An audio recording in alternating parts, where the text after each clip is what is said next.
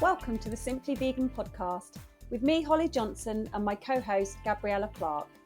Each week we discuss the latest vegan news, taste test new products, and chat to some of the leading names in veganism.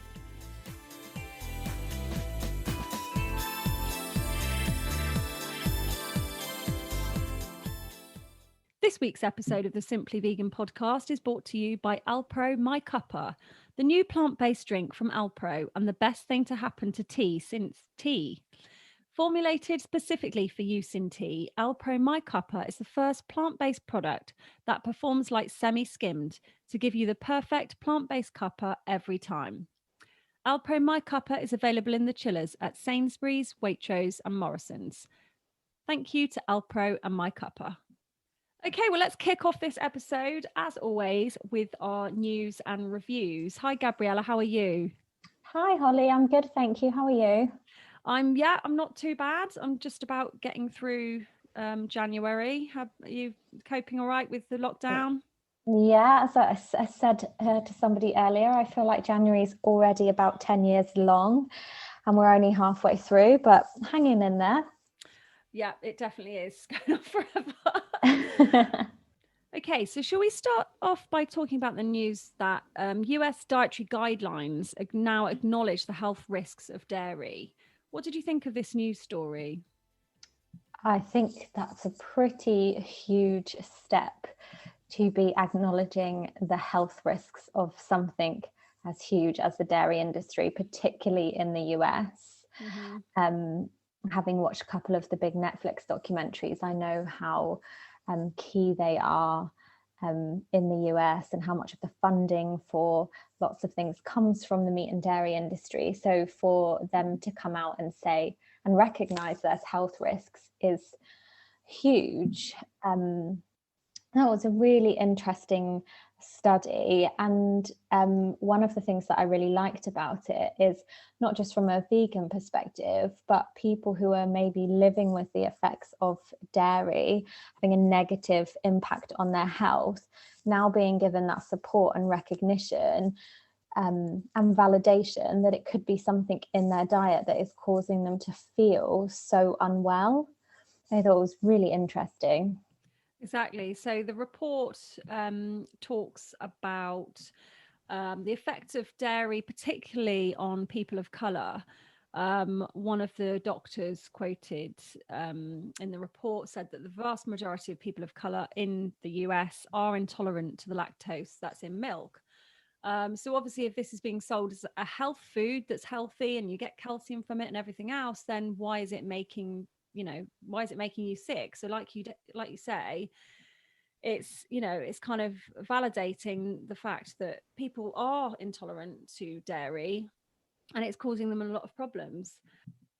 I was looking through some of the negative impacts of dairy earlier. I mean, I kind of know what they are, but I just wanted to sort of refresh my mind on it. They affect your hormones, which can lead to acne.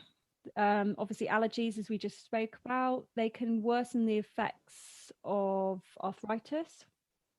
Dairy is linked to a number of cancers, bowel cancer, breast cancer, and it's not actually the best source of calcium. You can get plenty of calcium from a range of fruit and vegetables. So yeah, brilliant news, and hopefully one day we might see the same happening in the UK. I thought it was great, and they mentioned at the end of the article that Switch for Good, who's behind some of this work, were encouraging people to do a 14-day dairy detox pledge just to see if they noticed any differences. And I think, running an initiative like that where the proof really is in the pudding, seeing for yourself if some of the things you suffer from, that quite often you can just go through life thinking that's part and parcel of who you are and your health as a person, can be vastly improved by removing dairy. And me personally, I had lived with quite a mild form of eczema on my arms for a really, really long time and never gave it a second thought beyond that was just my skin. Yeah. And as soon as I went vegan, I noticed within a couple of weeks that it had completely cleared. Amazing. always then made the assumption that it was likely to be dairy that had triggered it, and I'd just been living with that for a long time. And about a year into being vegan, it came back. Right. And I was saying to my partner, I don't understand why my skin has got bad again. And we were in the bathroom and happened to notice that the back of the shower gel that I had bought had milk in the ingredients. No way. And we binned the shower gel and it went away and never came back. Amazing. Yeah, so I think... Yeah, I have a friend who had quite severe eczema, and yeah, the same happened with her. She gave up dairy and it's massively improved. So yes, amazing. Proof is in the pudding. Definitely. Next, shall we or shall we not talk about Piers Morgan? So yeah, we've been a bit ranty today, haven't we, Gabriella? On the WhatsApp messages, because my friend sent me a video of is it this? No, Good Morning Britain, isn't it? Yes. Yeah. So I don't actually watch it, but mainly because Piers Morgan just makes me angry. But they sent me the video of this morning's episode, which is the 18th of January, in case anyone wants to kind of go back and watch it. So it was an live interview with Pamela Anderson, who was sort of live streaming from Canada. And she had tweeted over the weekend that vegans have better sex lives. So yeah, you can just imagine Piers Morgan was all over this. Yeah, how angry did it make you? Well, Piers Morgan in general makes me quite annoyed. Hence why I choose not to start my day in that way. I have to say, I think he had probably reined it in slightly for the sheer fact that it was Pamela Anderson putting the point across, but that's a subject for another day. Definitely.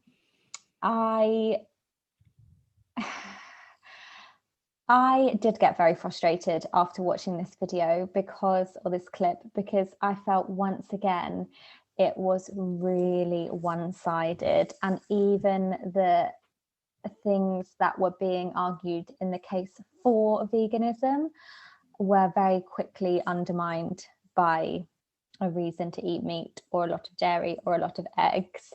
And even their TV doctor, Dr. Hillary, was on giving his advice from a medical point of view, which, you know, a lot of people who might be on the fence or thinking about a vegan diet, they're going to trust a medical person. So I think it's really important that he comes across as very neutral, and I found it frustrating that I didn't think that he did. Yeah.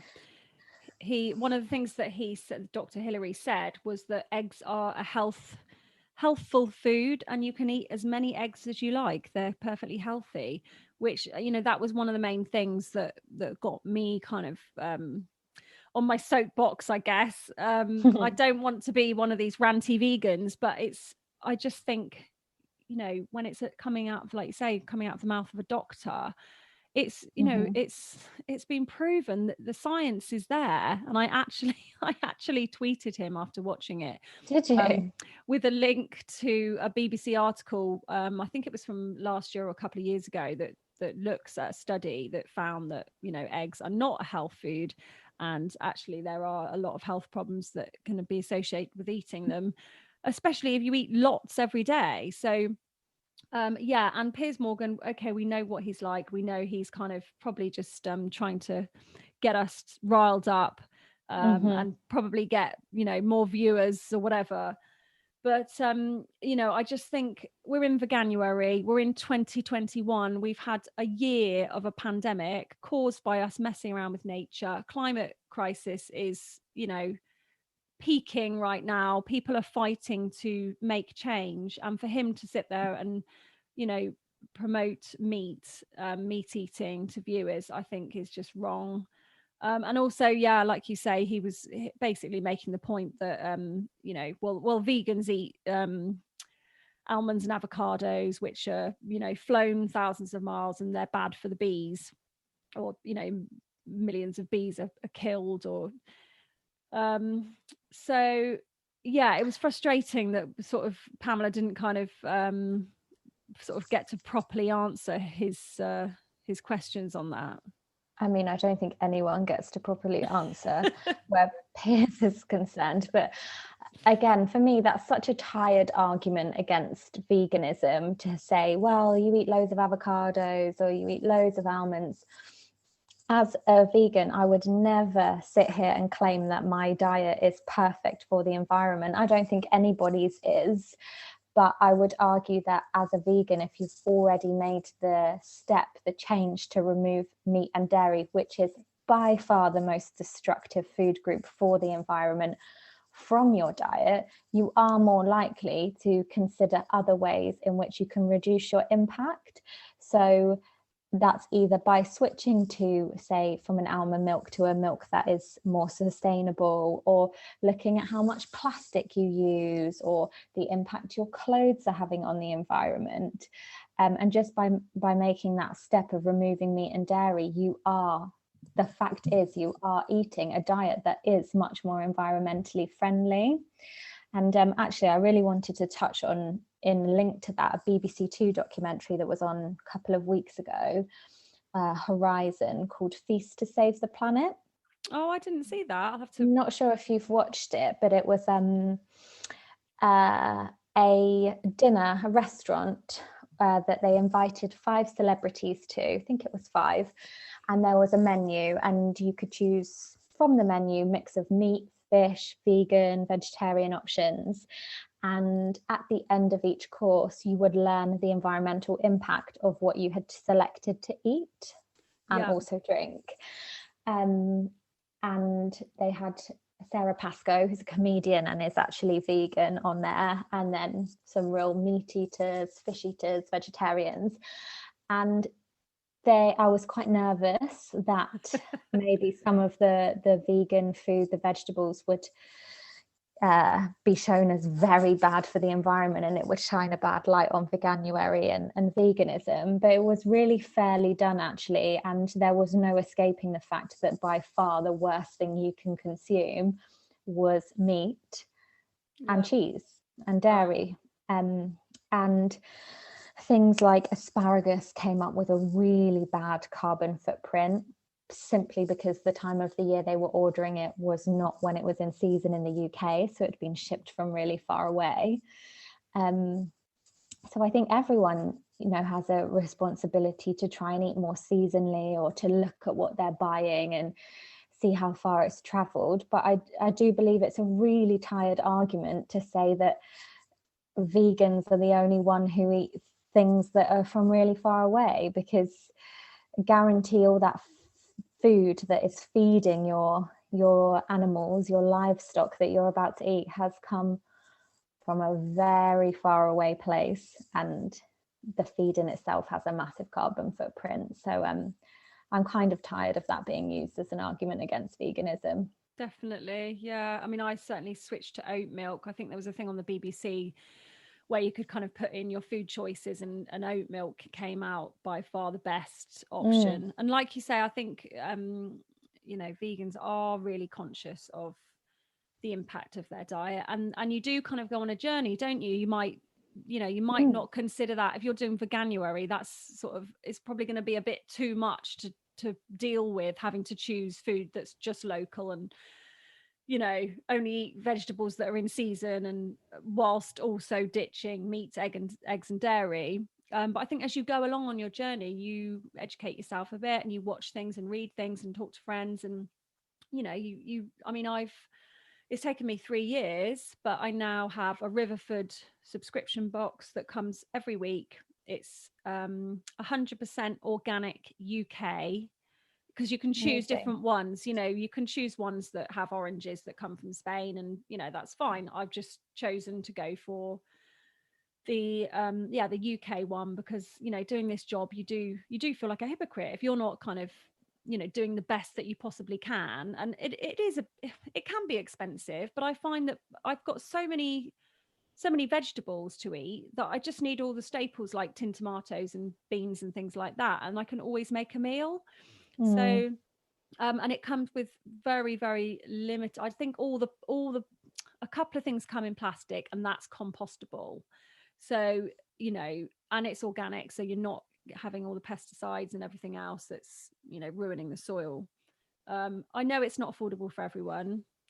But I kind of think if I can afford to drink bottles of wine at the weekend, or if I can afford to have Netflix on the TV, then I can afford to, you know, buy the best food possible to feed my family, my children. So that's kind of, you know, the way that that I sort of justify the cost. I just think in this country there seems to be a real fear around just coming out and saying vegan diet can be really healthy and really fulfilling. And you often hear, oh, you know, all vegans live off is processed food. But for me, those vegan substitutes are the exact same as when I ate meat and I would go to McDonald's. It's a treat. It's not something that's in my diet every day. And it's there for when I need it. So, or, you know, as a convenience option. And the vast majority of a vegan diet ticks every single food group, gives you everything you need. And I really resent the fact that there's a fear from figures or sectors that people trust that we can't just come out and say that. Yeah, 100%. I think Dr. Hillary did say it was very hard to get your nutrients as a vegan. Well, you know, I completely disagree. I mean, obviously you need to educate yourself on what a healthy diet is. But it's not like we're not surrounded by information on that. You know, you've got the internet, you've got Facebook, you've got books, you've got, you know, Netflix documentaries. It's not like, you know, we're back in the day where no one can find out this information. It's widely available.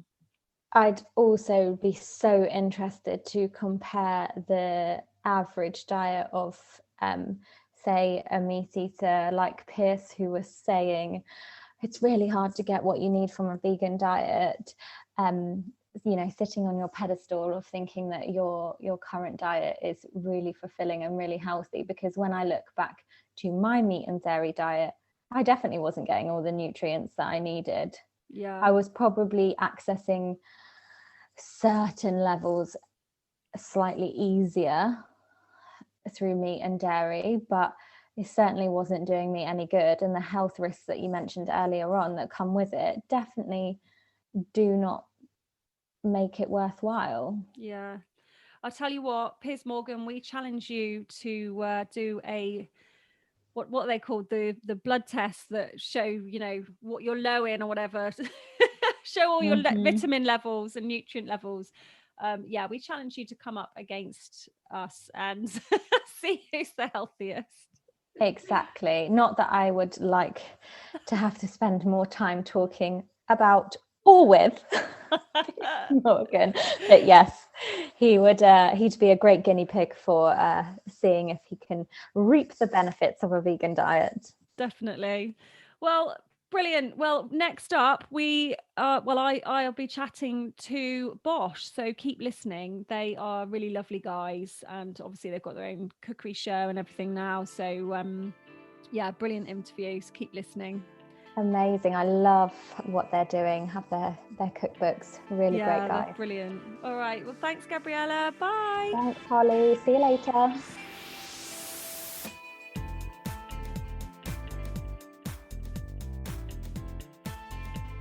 BOSH, hello. Thank you for joining us on the Simply Vegan podcast today.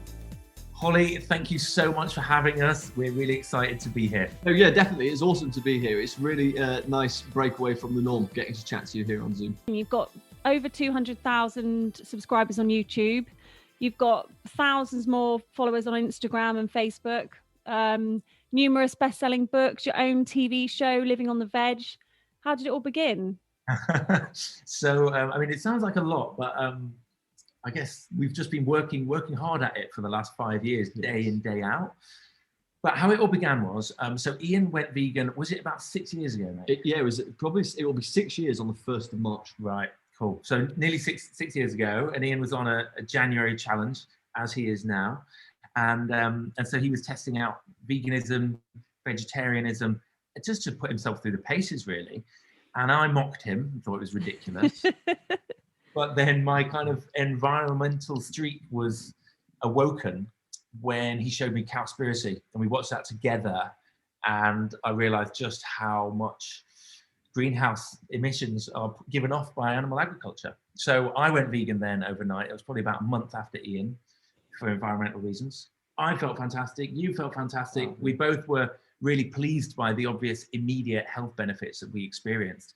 And then we started to learn more about animal cruelty and what was going on in factory farms, and we were appalled. I would say it's probably an awakening that you go through, and you can never unlearn that. You can never go back.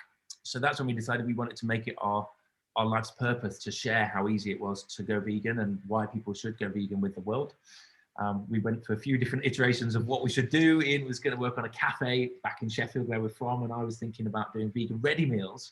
But in the end, we decided to stick with what we knew, which was we were pretty good at cooking and we were pretty good at making videos. And it seemed like videos on social media were starting to kick off. So that's where we decided to build a business. So how did you two meet then?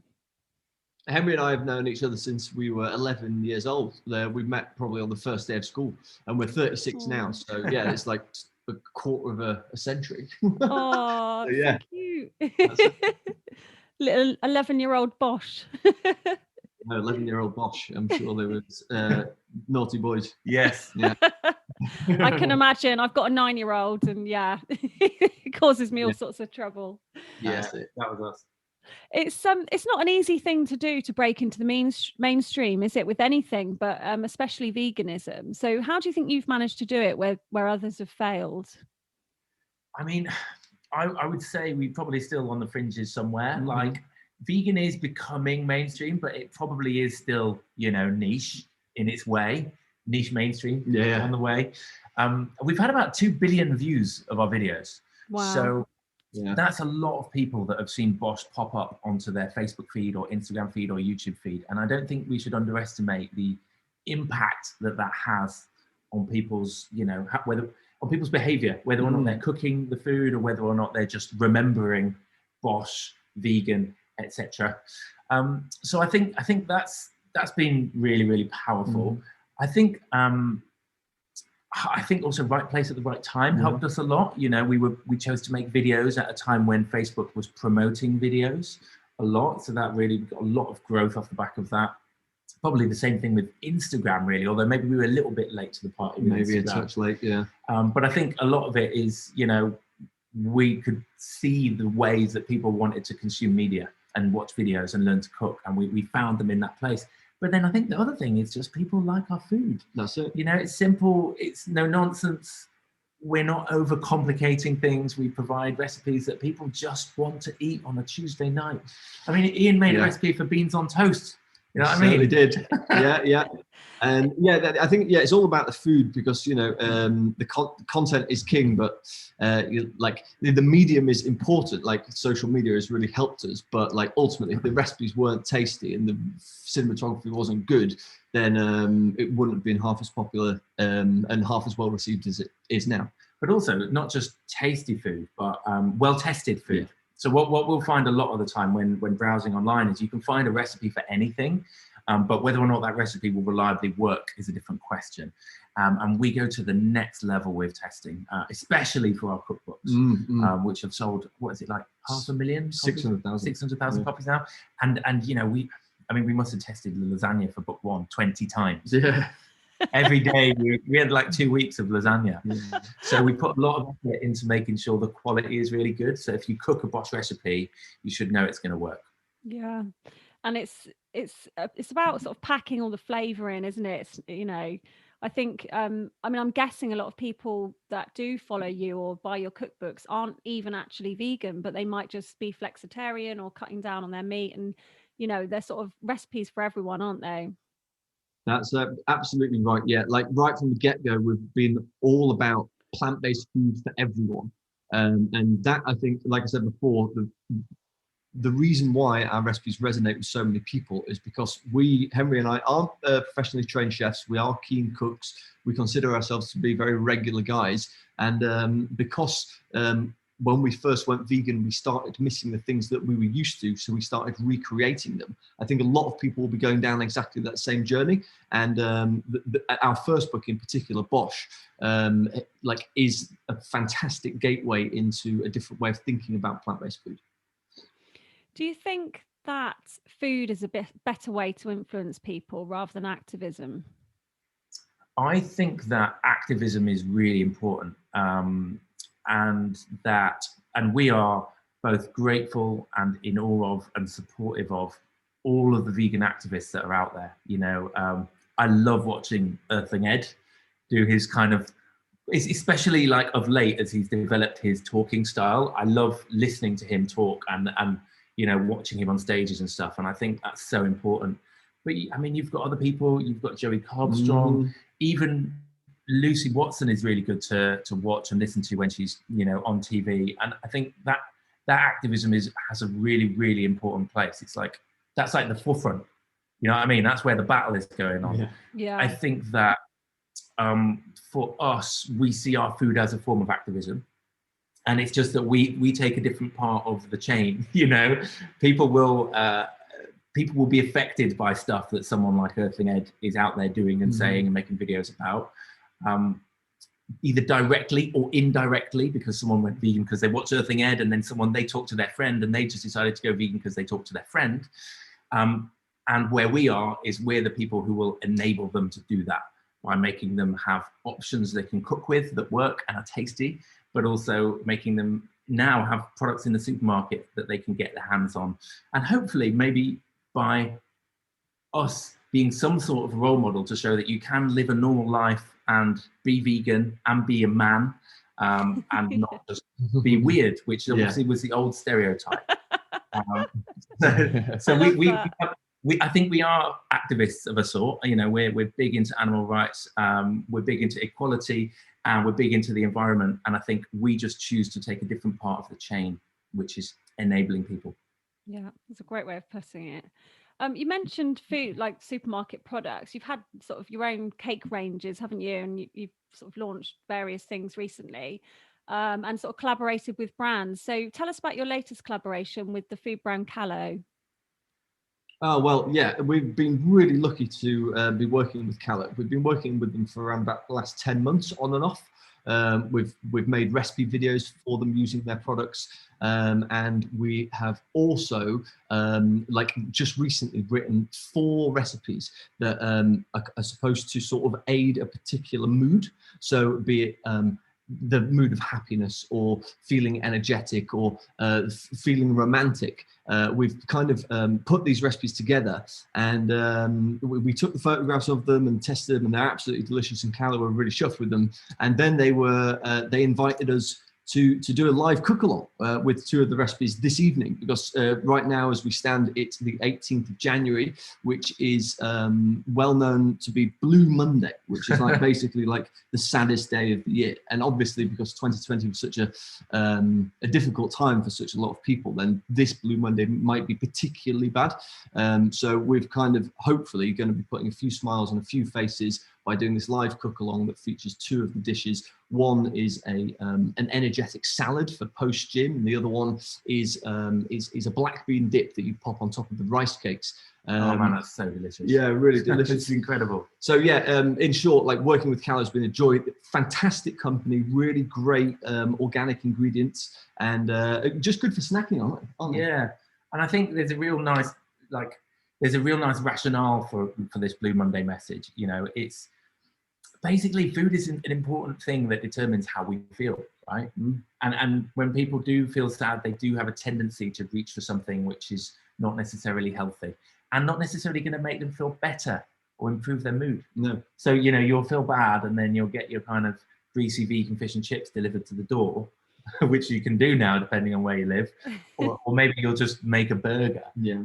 But then you'll feel worse an hour or 2 hours or 3 hours later. So I think, you know, if we could say one thing, it would be just to encourage people that, particularly today, it's try and eat food that is going to improve the way you feel. Try and eat food that's going to be relatively natural, not very processed, health-giving, nice and colourful, and mostly made of whole plant foods. And that's going to make you feel good after you rate it rather than bad. Mm-hmm. Definitely. So where can people watch the live cook along? So the live cook along, you can see this on BOSH. Yes, right? you So can. it's going to be on, if you hit the BOSH YouTube channel or the BOSH Facebook channel or the BOSH Instagram channel, you should be able to tune in to us. Okay, and it'll be available after the 18th of January to go back and watch. Yep, you'll be able to check it out. It'll be saved on any of those channels as well. Brilliant. The black bean dip sounds really good. It's so good. Oh, I'm just obsessed with dips because you can do so much with them, and it's actually become a bit of a running joke with my sort of wider family. You know, oh, Holly will bring the dip when we could sort of have family gatherings. But I just love it when you can just bung it all in a blender and just whiz it up, and it makes this amazingly tasty thing. Just think that's brilliant. Totally. Do you know, I was watching Ottolenghi, right? I can't remember what the video was, but he was talking about dips, and he was talking about them as a salad. So I was watching Ottolenghi, and he was talking about dips as being a salad. So if you imagine all of the things you put into a hummus or baba ganoush, it's just, it is kind of vegetables that would go into a salad, but just blitzed and made into a really nice kind of salad. And actually, Gabriella Camara was talking about salsas in the same way, Mexican food. A salsa is kind of like a salad, but blitzed up. Yeah, I agree. Yeah, so, absolutely. It's fine. You're eating a salad. I love it. Well, I'll say I'll bring a salad next time, and then it'll be a dip. Exactly. Salad. I just have to say, we always buy the Callo dark chocolate rice cakes. We love those in this house, and they are a great snack. So anyway, so what about the plant-based dog food startup with the pack? It's called, isn't it? Oh yes. Yeah. Good research. Yeah, I follow Vevolution, so nice. Yeah, I mean, we're friends with Damien and Judy. We know them really well. We've talked at pretty much every single Vevolution they've asked us to, which was all except the first one.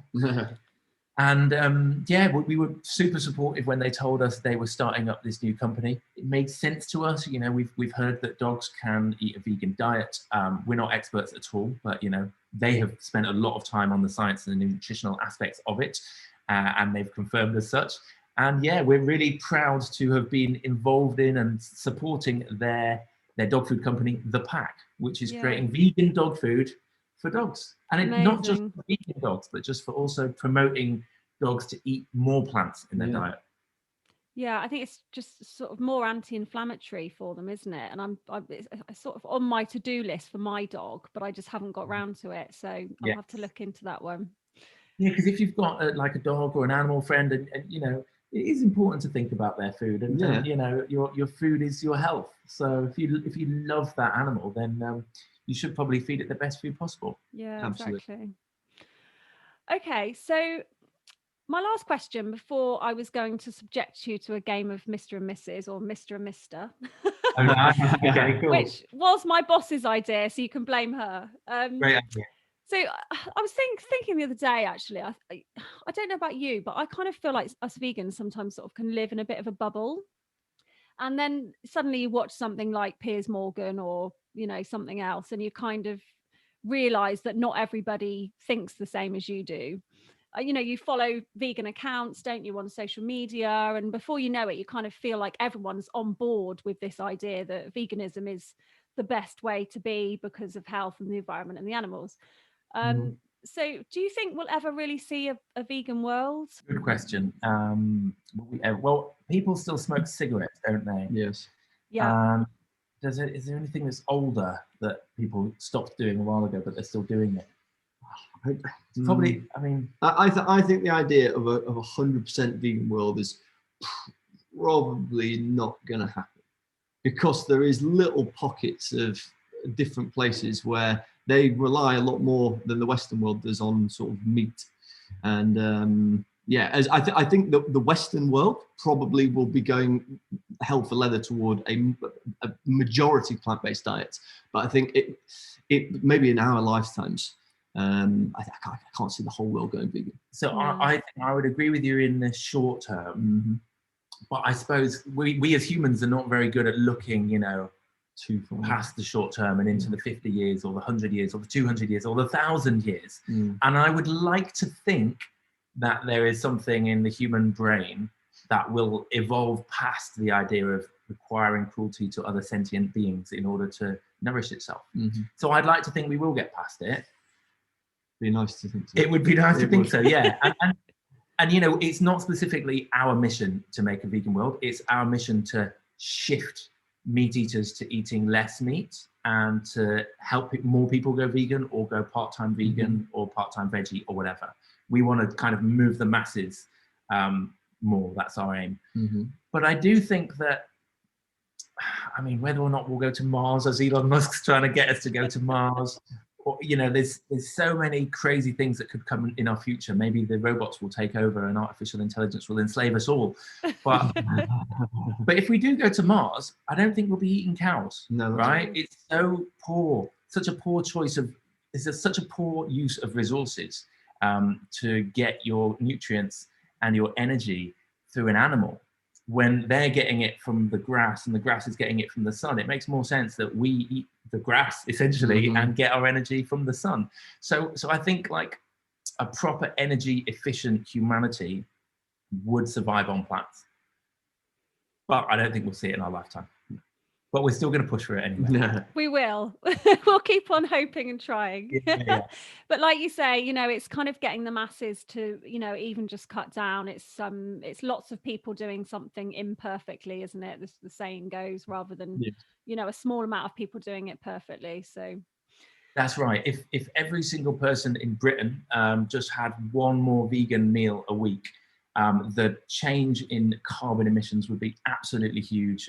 We would see more people eating more plants. They'd be more healthy. It would improve our strain on the NHS as well. So the more people can eat more plants, the better we'll all be. Definitely. Okay, so you're ready. This is a very short game because I know you're pushed for time. You have many, many things to do. Okay, so I'm right in thinking you live together. Yes, we do. Yeah. I think I worked that out from the videos when we were in the first lockdown. I think you sort of went into the house, didn't you? We're on Zoom. I'm looking at it now. It looks very stylish space there. So I love that you live together. So you must know each other pretty well. So okay, you might have to, I don't know, maybe hold the answer in your head, ready to kind of say whether the other person's right or wrong. So Ian, what's Henry's favourite food? Well, hold on, let's think about it. So you've thought of yours? I've thought of it. Okay, I say it now, do I? Yeah. Pesto. That's correct. Pasta pesto, rather than say pesto. That is so boring. I love it. I'm very disappointed.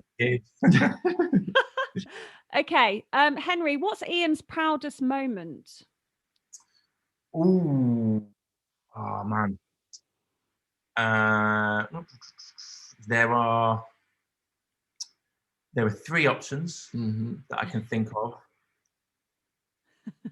Do you know what it is? I do. Yeah. Okay. I think he's going to say the fact that he's just become an uncle. Oh. That is a good one. It is a very, very good but one. But it's not right. Well, do you know what? Right, it was like on a purely personal level, I would say absolutely, but on a professional level, when you can sort of. Well, if it's not that, then I think I know the other one. Go on. It's it's when we did the BOSH Fest at Borough Market. That's exactly right. Oh, wow. They're like 2 out of 1. That's pretty good, right? Very good. So that was a big festival to announce our first ever cookbook. Yeah. Oh, amazing. God, I bet that was brilliant. It was mad. Back in the day when you could go to festivals, just dreaming of that. Yeah. Okay, so Ian, what's Henry's favourite film? Oh my goodness, the favourite. Oh, okay. I've got it in my mind. Hold on. I need to get it in my mind. You got it quicker than I did. Okay. Shall I say? Yeah. Interstellar.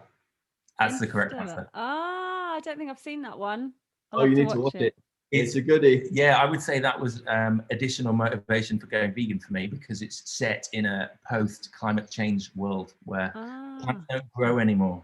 Okay, right. That'll be on my must-watch list for this week. It's got like the best soundtrack ever as well. Yeah. Really? Okay. Yeah. Okay, Henry, what is Ian's worst habit? Oh, and but he's got to say this is his worst habit, or you're asking me? No, he's got to guess what you think his worst habit is. Okay. What is the worst habit? I think his normal answer would be, I don't have one. So I'm going to have to dig a little deeper. That's right. That's what he would say. Yeah, I don't have loads of habits. So you don't leave dirty washing lying around, or washing I leave up? dirty washing lying around in my room. But Okay. in the washing basket, I might add. Okay. But, yeah. I think I have an answer. Go on. Do you have an answer? No. Okay. Well then, what are we doing? Sorry. Okay, right. Okay, there's 2 more questions. Ian, what's Henry most scared of? Okay. Okay. Right. I've got one. Yeah? Yeah, go for it. Failure. That's a good one. That wasn't what I was going to say. But now you're thinking it's like... Well, no, because I said radiation. Oh, radiation. Yeah, like I think we were talking about this the other day, and I hate the idea of like radiation poisoning. Yeah, that would not be cool. Yeah. I remember actually just the Chernobyl thing. Yeah. Jeez. Do you know what? I'm all right with failure, because as long as you get up again and carry on, you can use it to learn. Yeah. So I'm all right with it. But yeah, it definitely is a motivator, shall we say? Yeah. Yeah. But radiation, that is a daily fear. No. And imagine like people before our time, whether they went through the Second World War or Chernobyl, if you've seen that, but there are people that went through some crazy things. And all we're being asked to do is sit at home and watch Netflix. Yeah. So it's not that hard, is it, what we're doing right now? I don't know. I'm trying to do 2 jobs and homeschool 2 children. So, okay. I mean, You definitely get the prize. How are you finding it? Oh, it's a total nightmare. Yeah. I'm drinking a lot of wine, basically, put it that way. Good for you. But, it's still not on a par with World War II, is it? So, we're very lucky. Yeah. Henry, what vegetable could Ian not live without? What vegetable could Ian not live without? Okay. So this is a great game, by the way. Can I just say? It really gets you thinking. It's a vegetable. So, okay, cool. I think I'm ready. Okay. It might be tricky. It's a trick. You might be tricky. Could it? Yeah, if it's something like a tomato, is that a vegetable or? I don't think it's that. No. Right, I'm going to tell you my thought process. First of all, I think it would be potato, but I think he's nodding his head. But I think it's not potato, because he's trying to be deeper than that. So I think it's either onion or garlic. Well, do you know what? My initial thought was potato. Yes. Because we do like potato, but it was. I've also got this like obsession at the moment with sprouts, because we keep growing them at home. Yes. So not like Brussels sprouts, but like seeded like sprouts. Micro sprouts. Yeah. Right. Yeah. So we got one of these like growers. And pop them on top of your toast or sprinkle them over the top of your stir fry or whatever. Really, really healthy, super delicious, and eat them every day. Yeah. But which one? Oh, are we talking broccoli or radish? I think the radish. Radish because they've got that pepperiness. Yeah, man. You eat like a little handful of them, and your mouth's on fire. Yeah, they're mad. They're crazy. And they like have all the nutrients of the end fully grown vegetable, but just within a tiny little. And they're fun to grow. If you've got kids, you should do that. Actually, you should get them a little sprout rig. It's like 20 quid. It's so cool. Okay, yeah. When we were kids, exactly that. You do like a little cress hair guy. Out of the eggshell or something, like the bit of tissue. Do you know what? I'm actually going to try that, because it's something that I've been wanting to do for ages. And at the moment, I buy them from the health food store, and they come in plastic, and you know, every vegan in the world is trying to cut down on plastic. Well, everyone eat vegan or not, aren't they? So I will give that a go. Thank you. Great. You're welcome. Yeah, that'd be a great thing to teach your kids, wouldn't it? Yeah, definitely. I bet that I won't mention the brand, but I bet the plastic box that you're talking about is the brand of that what I used to buy, but then I went on their website and bought the growing kit from their website. Ah, okay. Oh, brilliant. All right, I'll have a look. Thank you. Well, it's been absolutely brilliant chatting to you, and have a great Veganuary, and let's hope we get out of lockdown soon and we can all go to festivals like Vivolution again. That would be nice. Yes, that would be amazing. Absolute pleasure. Thank you for asking such good questions. We've really enjoyed it. That's okay. Awesome. Thank you. Take care. Bye. Thank you.